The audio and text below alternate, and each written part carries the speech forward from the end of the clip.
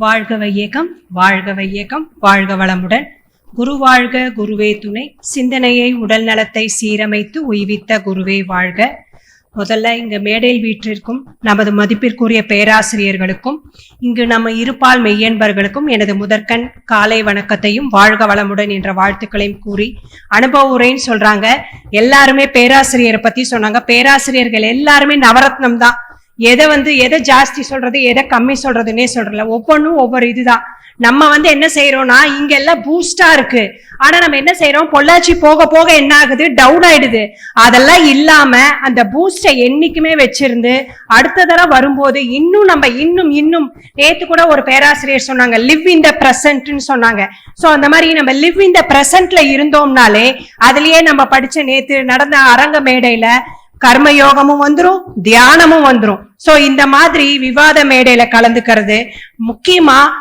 நாங்க கும்பகோணத்துல இருந்து லேட் நைட்டு தான் வந்தோம். ஒரு 10:30 மணி இருக்கும், அப்பதான் உள்ள வந்தோம். ஆனாலும் அந்த செக்யூரிட்டி அண்ணா முதல் கொண்டு எங்களை கொண்டு போய் அமைதி இல்லத்துல விடுறதுல இருந்து துப்புரவு தொழிலாளர்கள், முக்கியமா அந்த ரெஸ்ட் ரூம் அவ்வளவு நீட்டா இருந்தது. நிஜமா சொல்றேன், எல்லாத்துக்கும் நன்றி. இப்ப இங்க இருக்கிறது நமக்கு தாய் வீடு மாதிரி. அம்மா வீட்டுக்கு வந்தா எதை பத்தியும் கவலைப்படாம ஜாலியா நம்ம பாட்டுக்கு வரோம், தவம் செய்யறோம், எக்ஸசைஸ் பண்றோம், மெடிடேஷன் ஹாலுக்கு போறோம், ஃப்ரெண்ட்ஸோட செல்ஃபி எடுத்துக்கிறோம், சாப்பிடுறோம், தூங்குறோம். நிறைய இன்புட் நிறைய வந்துட்டே இருக்கு. இங்க இருக்க என்ன ஆகுதுன்னா, நேத்து நம்ம அம்மா சொன்ன மாதிரி கருமைய தூய்மை நடந்துட்டே இருக்கு. ஆனா இதை நம்ம தொடர்ந்து 365 நாளும் செஞ்சு நம்மளும் நடந்து இன்னும் நிறைய தொண்டர்களை கொண்டு வரணும். குருவே சொல்லியிருக்காரு, நான் உலக நல தொண்டன்னு.